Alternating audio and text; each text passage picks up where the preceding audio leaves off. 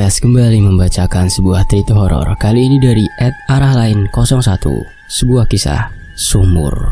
Ini dia selengkapnya. Tapi sebelum itu, saya harus berdoa dulu. Bismillahirrahmanirrahim. Wa wassalam. Allahumma sholli ala sayyidina Muhammad. Ini dia selengkapnya.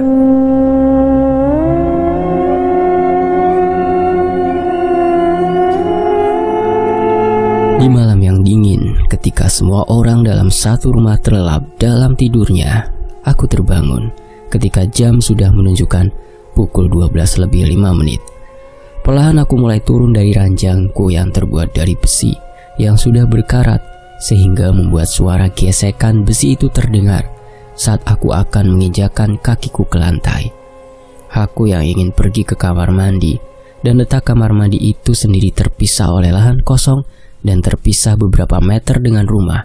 Setelah langkahku sudah sampai di depan pintu kamar, aku menoleh dengan pelan ke arah kedua orang tuaku yang sudah tidur lelap di atas ranjang yang sama. Aku yang saat ini sudah menginjak kelas 5 SD, sudah tidak ingin mengganggu waktu istirahat kedua orang tuaku. Setelah langkahku melewati kusen pintu kamar, aku pun menutup pintu dengan cara yang pelan.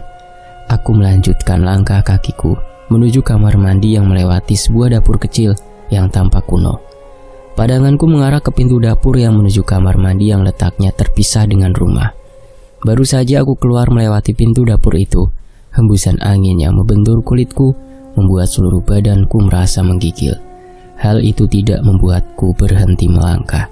Namun di saat langkahku kurang beberapa langkah lagi menuju kamar mandi, badanku seketika merasa merinding. Baru pertama kali ini, aku memberanikan diri menuju kamar mandi sendirian di rumah tua ini. Semenjak kepindahanku dari kota, perasaan takut ini memuncak ketika suara keras seperti benturan batu yang terdengar jelas di telingaku. Seketika itu aku menoleh dengan perasaan was-was. Aku tetap berusaha menenangkan diri dengan tetap melangkah pelan ke arah kamar mandi. Perasaanku semakin was-was saat kepalaku menoleh dan melihat salah satu daun pohon pisang yang bergerak perlahan ke arah bawah yang hampir menyentuh tanah. Letak pohon itu pun tepat di samping sumur. Karena aku sudah tidak bisa menahan buang air kecil, aku pun mencoba tidak menghiraukan hal itu dan langkahku berubah lebih cepat untuk segera menyelesaikan urusanku. Setelah sampai di dalam kamar mandi dan hampir menyelesaikan urusanku, aku pun mengambil air dengan siwur. Siwur adalah batok kelapa dengan gagang kayu atau gayung dalam bahasa Indonesianya. Di dalam gentong tua, setelah suara guyuran airku lenyap, tiba-tiba aku menyadari ada suara guyuran air yang lain, dan suara itu sama seperti guyuranku sebelumnya yang terdengar seperti di luar kamar mandi, seolah-olah ingin menggangguku. Karena rasa penasaranku untuk memastikannya lagi, aku mencoba mengulangi guyuran air dengan siwur yang berisikan air itu ke kaki bawahku. Lagi-lagi hal janggal itu terjadi lagi. Suara guyuran air yang sama dan terulang kembali. Aku pun mulai merasa terancam. Seluruh badanku merinding seketika. Setelah urusanku selesai, aku pun segera keluar dari kamar mandi yang hanya berpintu selambu dengan perasaan semakin was-was. Perlahan aku pun membuka selambu kamar mandi dengan pelan menggunakan jari tanganku, dan baru melangkah beberapa langkah, tiba-tiba aku mendengar suara seperti orang yang batuk yang terdengar serak. Seketika aku menoleh dan melihat sesosok nenek-nenek tua dengan tubuh yang membungkuk sedang memegang sapu lidi yang bergagangkan kayu. Sosok itu melotot sembari mengeluarkan air liur dari mulutnya. Pakaiannya terlihat seperti pakaian era tahun 80-an. Ia berdiri tepat di samping pohon pisang di sebelah sumur.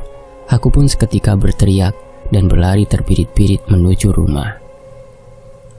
Sebagai anak yang masih berusia 12 tahun, tentunya sangat menginginkan rumah yang dihuninya merasa sangat nyaman dan aman. Namun hal itu berbanding terbalik dengan apa yang terjadi kepada keluargaku, yang mana kami yang baru saja pindah dari kota harus segera beradaptasi di lingkungan rumah baru peninggalan kakekku yang berada di suatu daerah terpencil.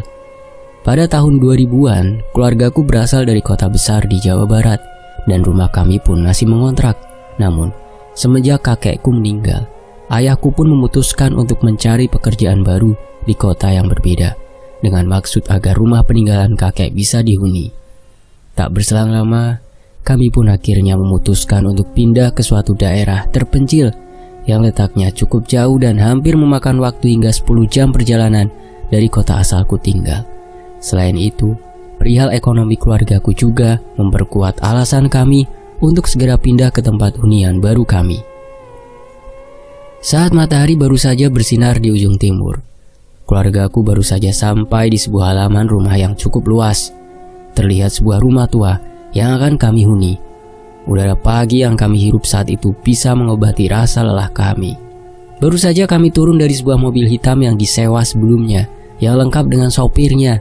Kami pun segera menurunkan tas dan barang lainnya yang sudah terbungkus rapi dalam kardus berwarna coklat yang bertalikan rafia biru berada di dalam bagasi mobil belakang.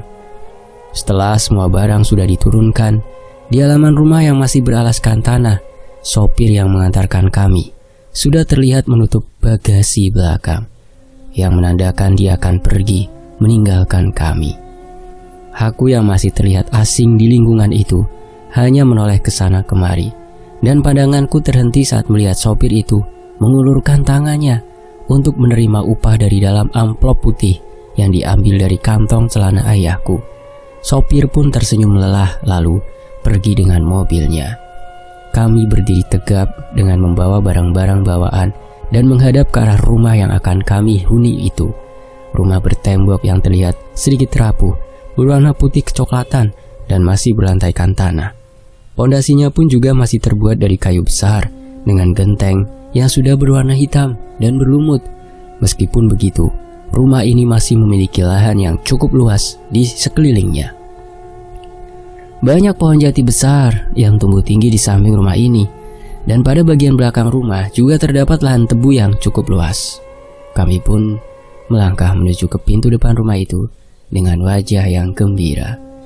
Tidak ada sambutan ataupun tegur sapa dari tetangga karena jarak antara rumah dengan rumah lainnya sangat terpaut jauh.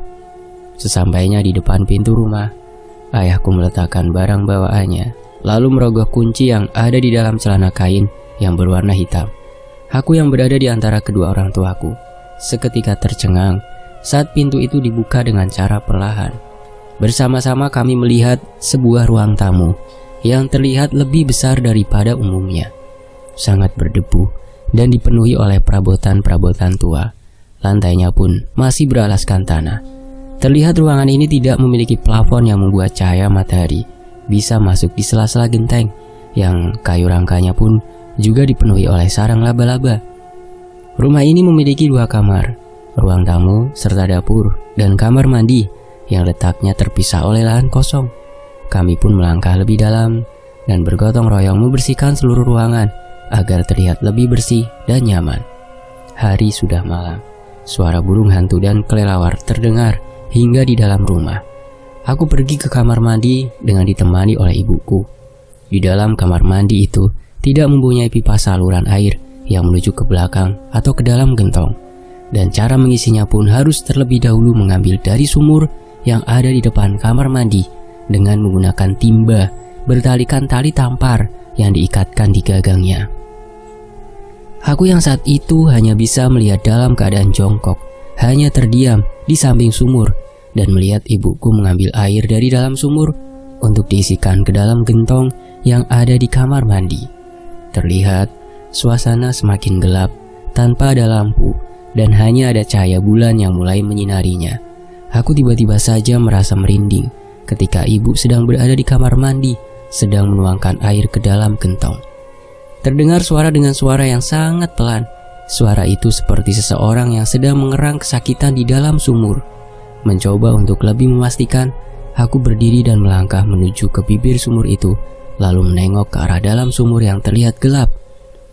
Saat kepalaku semakin lebih mendalam ke arah dalam sumur, nafasku terhempas kencang dengan jantung yang semakin berdetak kencang. Ketika ibu memelukku dari belakang lalu menggendongku, terlihat mimik muka ibuku sangat ketakutan jika anaknya terjatuh ke dalam sumur itu. Karena ketakutan itu, ibu segera memandikanku dan segera membawaku masuk ke dalam rumah. Keesokan harinya, Aku yang baru saja terbangun dari tidurku. Aku perlahan turun dari ranjang dan keluar dari ruang kamarku, dan di sana terlihat ayah yang sedang menatap perabotan yang masih dalam keadaan berantakan. Setelah itu aku menuju ke arah dapur. Terlihat ibuku sedang memasak untuk sarapan pagi kami. "Loh nak, sudah bangun? Capek ya?" ucap ibuku sambil membalikan telur ceplok di wajahnya. "Iya bu, aku mau ke kamar mandi bu," kataku. "Iya nak," jawab ibuku sambil mengecilkan api kompor. "Tidak usah bu, aku berani sendirian," kataku saat ibuku berlogat seperti ingin mengantarku ke kamar mandi. Aku pun melanjutkan langkah kakiku pergi ke kamar mandi. Udara pagi yang kuhirup terasa sangat sejuk ketika aku sudah keluar dari rumah. Hembusan angin yang menerjang kulitku membuatku lebih segar hari itu. Saat langkahku tepat berada di depan sumur, aku sempatkan untuk menengok ke dalam sumur. Karena rasa penasaranku masih terbendung dalam pikiranku. Saat kepalaku hampir masuk ke dalam sumur, terdengar suara teriakan ibuku. "Hei nak, jangan lihat ke sumur itu, bahaya. Cepat ke kamar mandi saja." Aku yang mendengar itu seketika menuju kamar mandi dan segera kembali ke dalam rumah. Dan rupanya ibuku memperhatikanku sejak tadi dari jendela yang terbuat dari kayu setengah rapuh yang ada di dapur. Ketika sarapan sudah siap disantap di atas meja makan, posisiku sudah di atas kursi meja makan itu. Letaknya pun berada di tengah-tengah dapur. Melihat ibu yang sedang membawa nasi panas untuk diletakkan ke meja makan dengan sambil memanggil ayah yang masih sibuk membereskan perabotan di ruang tamu. "Ayah, sarapan sudah siap. Ayo kita makan sama-sama," ucap ibu. Ayah yang mendengarnya seketika menjawab, "Iya bu." Ayahku pun sontak berjalan ke lorong tengah menuju tempat meja makan. Aku dan ibu pun sudah dalam keadaan duduk di kursi yang siap untuk melahap hidangan sambal dan ikan lele di atas meja makan. Setelah semuanya hampir selesai makan, aku yang masih penasaran berbicara kepada kedua orang tuaku. "Ya, bu, aku kemarin sebelum aku mandi, aku mendengar suara menggerang di dalam sumur. Suara apa ya itu?" Aku yang masih berwajah polos hanya bisa bertanya kepada mereka. Ayah menjawab, "Nak, dimanapun kita berada, di situ pasti ada makhluk gaib berada. Kita harus bisa menyiasatinya dengan menjaga perilaku kita, ya, agar kita bisa saling menghargai." Aku yang masih dalam keadaan duduk dan hanya bisa mendengarkan nasihatnya yang tidak aku mengerti dengan mengangguk, lalu melahap sisa makanan yang ada di atas piringku. Setelah itu, kami masih harus membersihkan semua isi ruangan dalam rumah agar terlihat lebih rapi dan nyaman. Keesokan paginya, aku sudah siap berangkat ke sekolah baruku, sedangkan ayahku juga sudah mulai harus bekerja. Aku dan ayah pun berangkat menggunakan seragam masing-masing dengan berjalan kaki. Ibuku yang berada di teras rumah terlihat tersenyum lebar dengan melambaikan tangannya melihat kepergian kami. Hari sudah siang, aku baru saja pulang dari sekolah dan disambut gembira oleh ibuku. Setelah aku makan dan berganti pakaian, layaknya pada anak pada umumnya, setelah pulang dari sekolah pasti ingin bermain. Aku pun akhirnya meminta izin untuk bisa bermain di luar rumah.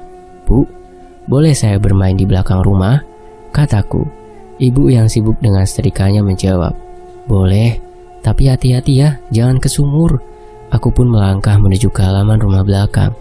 Aku berhenti sejenak saat sudah di halaman belakang. Merasa kesepian tanpa ada teman bermain di lingkungan rumah baruku yang memang jarak antara rumah ke rumah yang lain terpaut jauh. Aku pun bermain sendirian di lahan kosong di antara rumah dan sumur itu, dan selang beberapa menit, entah dari mana datangnya, tiba-tiba aku melihat anak seusiaku berambut sedikit keriting, berkulit coklat, sedang menghampiriku. Aku seketika kaget saat dia menyapaku. "Hei, boleh ikut bermain? Aku Eno," katanya, yang merasa senang karena mendapat teman baru. Kami pun saling memperkenalkan diri satu sama lain. Begitu cepat aku bisa akrab dengan Eno, hingga tak terasa jam berputar begitu cepat hingga waktu akan menjelang sore hari. Setelah kami bermain mobil-mobilan yang terbuat dari plastik yang aku bawa dari rumah sebelumnya, waktu terlihat semakin sore. Permainan ini kami tutup dengan permainan petak umpet.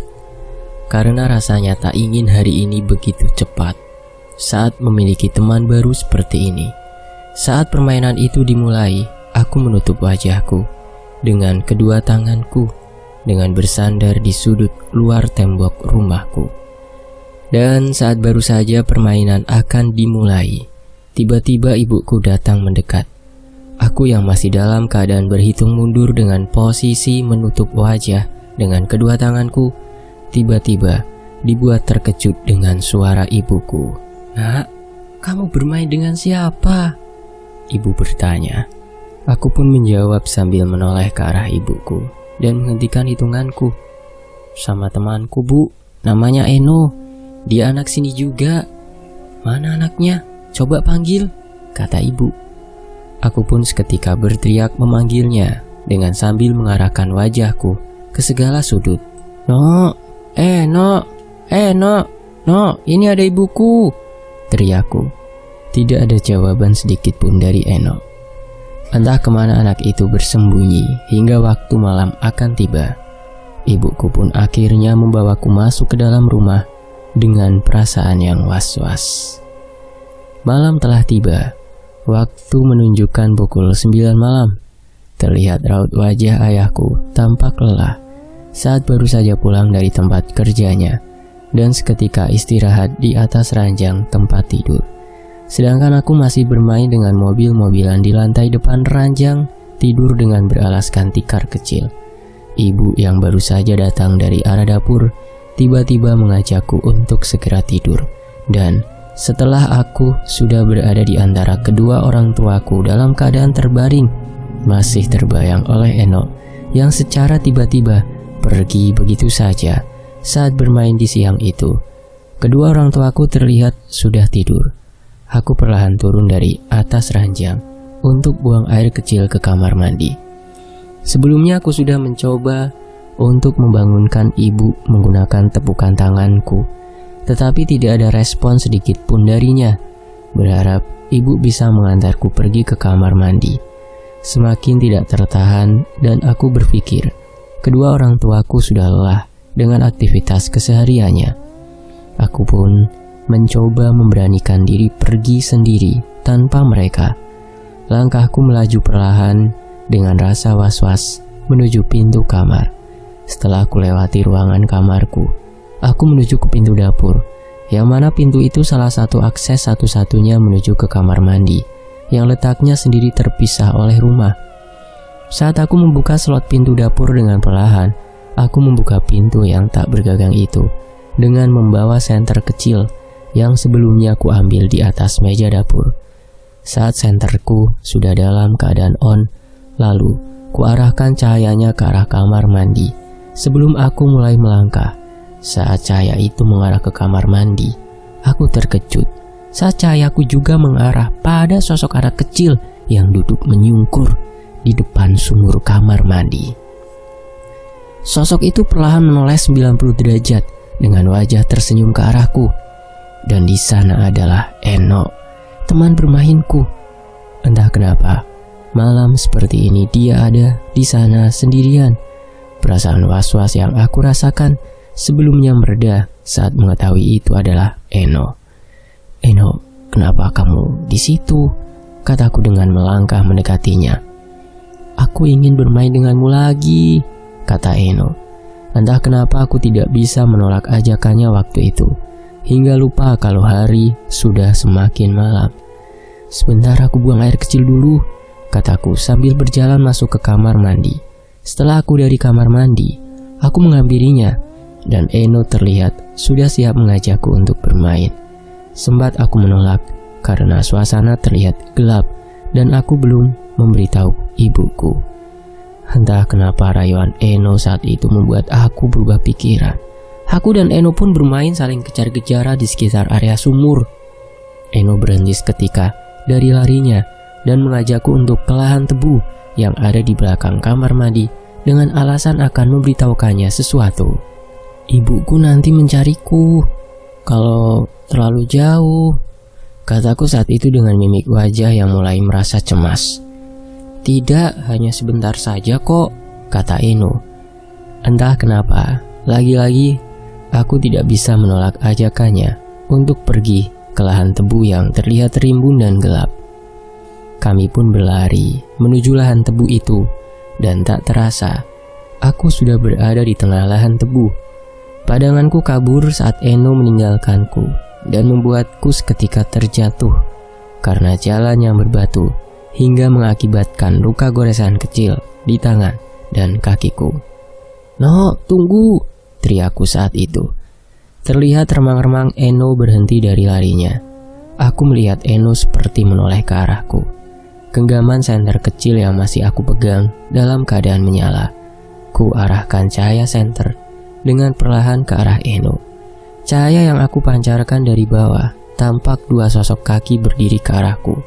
Saat cahaya senterku sudah mengarah ke seluruh badan sosok itu, terlihat Eno bersama sosok nenek-nenek tua yang membungkuk, memakai sapu lidi yang bergagang kayu, dan mulutnya terlihat mengeluarkan air liur. Sosok nenek itu berada tepat di samping Eno, sedang menyentuh bahunya. Tidak hanya itu, di antara lahan tebu yang rimbun, terdapat sebuah sumur kecil yang posisinya tepat di belakang sosok itu. "Ini nenekku," kata Eno, dengan wajah yang terlihat pucat, dan hampir seluruh wajahnya terdapat goresan luka yang mengeluarkan tetesan darah. Aku yang masih dalam keadaan tengkurap seketika terbangun dan berdiri saat sosok nenek-nenek itu terlihat kedua matanya melotot dan menyeringai di hadapanku. Seketika itu aku berteriak lalu membalikan badan untuk segera berlari sekencang mungkin. Ketakutan yang aku rasakan membuat lariku tidak terarah dan membuatku terjatuh kembali.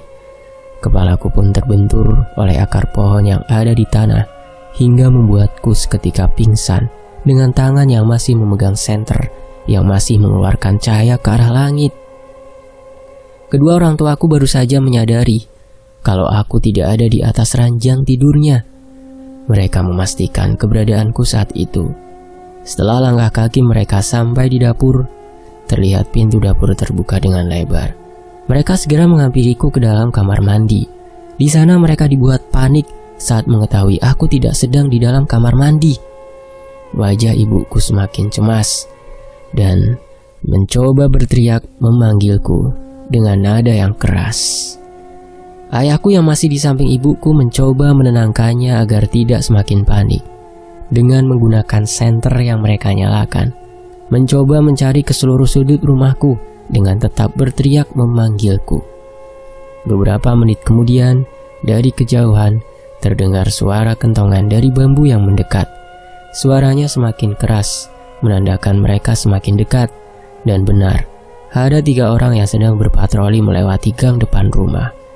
Kedua orang tuaku seketika menghampirinya dan menjelaskan semua duduk perkaranya dengan nada yang gugup dan bermaksud untuk meminta bantuan kepada mereka bertiga. Tidak banyak bicara. Mereka semua mencari-cari di mana keberadaanku. Salah satu dari orang patroli itu pergi mencari bantuan lain. Sedangkan patroli yang lain masih bersama kedua orang tuaku dengan berjalan kaki menyusuri sekitar arah lahan tebu. Saat mereka berpencar, salah satu orang patroli melihat cahaya senter yang mengarah ke langit. Cahaya itu terlihat berasal dari tengah-tengah lahan tebu. "Itu ada cahaya senter. Mungkin ada petunjuk di sana," kata salah satu orang patroli itu. "Ayo ke sana," kata ayahku yang mendengarnya. Mereka pun berlari menghampiri cahaya senter itu.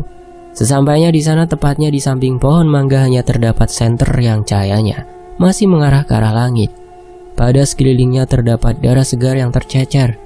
Hal ini semakin membuat panik keadaan, terutama ibuku yang sejak tadi meneteskan air mata. Mereka segera berlari mengikuti arah darah yang tercecer di atas tanah lahan tebu. Darah itu berujung di sebuah sumur kecil yang ada di tengah lahan tebu. Mereka yang akan memastikan keberadaanku di dalam sumur itu terhenti ketika mereka dihadang oleh sosok nenek tua dan anak kecil yang melotot tepat di depan sumur itu. Mereka kaget lalu melangkah mundur menghalanginya. Sosok itu tiba-tiba muncul seakan tahu kedatangan mereka. Suasana semakin mencekam Aku yang sadar dari pingsan menyadari jika aku berada di dalam sumur yang entah di mana tempatnya. Sumur ini terlihat kering dan sudah tidak dialiri oleh sumber mata air sedikit pun.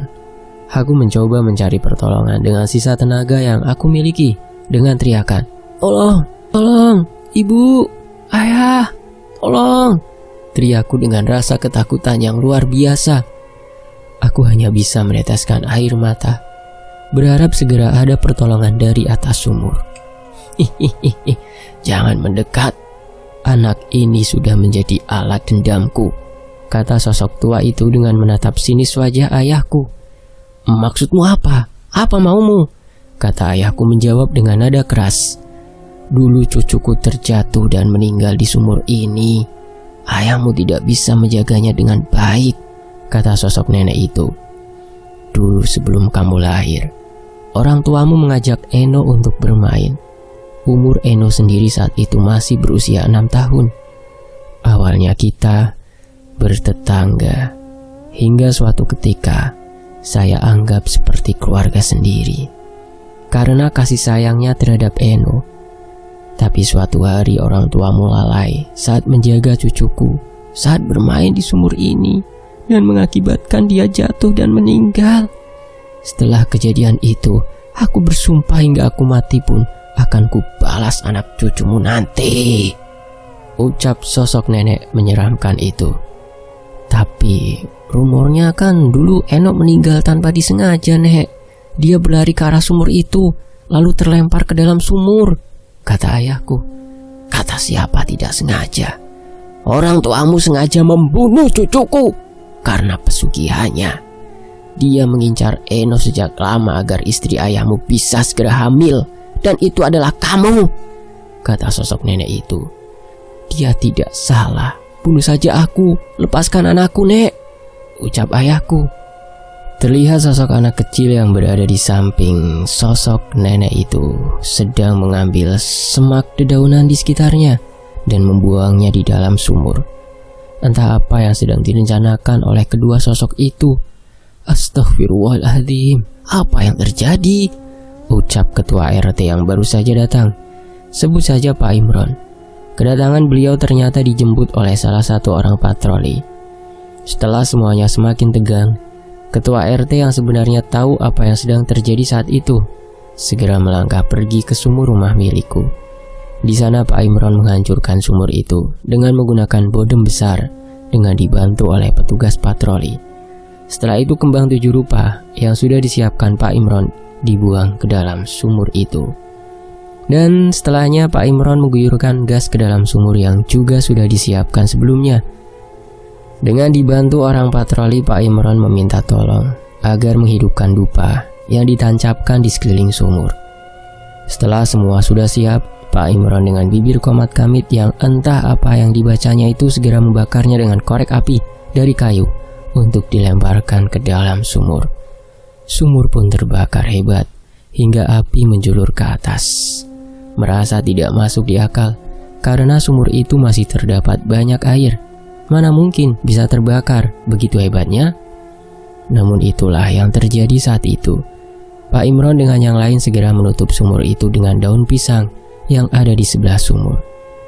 Sementara aku yang ada di dalam sumur, perasaanku semakin takut ketika semak belukar yang jatuh dari atas kepalaku membuatku semakin ketakutan. Semak-semak kering itu terus berjatuhan dari atas sumur hingga menutup seluruh tubuhku. Aku tidak mengerti apa yang terjadi di atas sana. Aku hanya bisa berdoa dan berteriak meminta pertolongan. Sosok nenek tua itu seketika menjerit kesakitan bersama dengan sosok anak kecil yang bernama Eno itu. Mereka seperti terbakar oleh bara api. Semua orang menyaksikan sosok-sosok itu menjerit kesakitan dan menghilang begitu saja. Pertolongan Pak Imron membuahkan hasil. Aku pun akhirnya mendapat pertolongan dengan cara mengulurkan tali tampar, dan sesuai arahan, aku ikatkan tali itu ke badanku agar mudah ditarik keluar dari sumur tua itu. Sesampainya di atas ujung sumur, ayahku juga mengulurkan tangannya, lalu seketika memelukku saat aku sudah benar-benar dinyatakan selamat, meskipun banyak luka darah di sekujur tubuhku. Pak Imron tiba-tiba datang dengan nafas yang tidak beraturan, memastikan keselamatanku setelah apa yang dilakukannya di sumur dekat rumahku. Pak Imron juga meminta maaf karena tidak memberitahukan kepada orang tuaku, karena beliau pikir dendam itu sudah hilang karena sudah lebih dari puluhan tahun yang lalu. Aku dan orang tuaku bersama dengan Pak Imron berjalan ke arah rumahku dengan menjelaskan secara detail kejadian kakekku semasa masih hidup. Informasi yang tidak kalah penting, sumur tua yang berada di belakang rumahku terdapat buhul batu yang diselimuti kain putih yang letaknya di dasar sumur.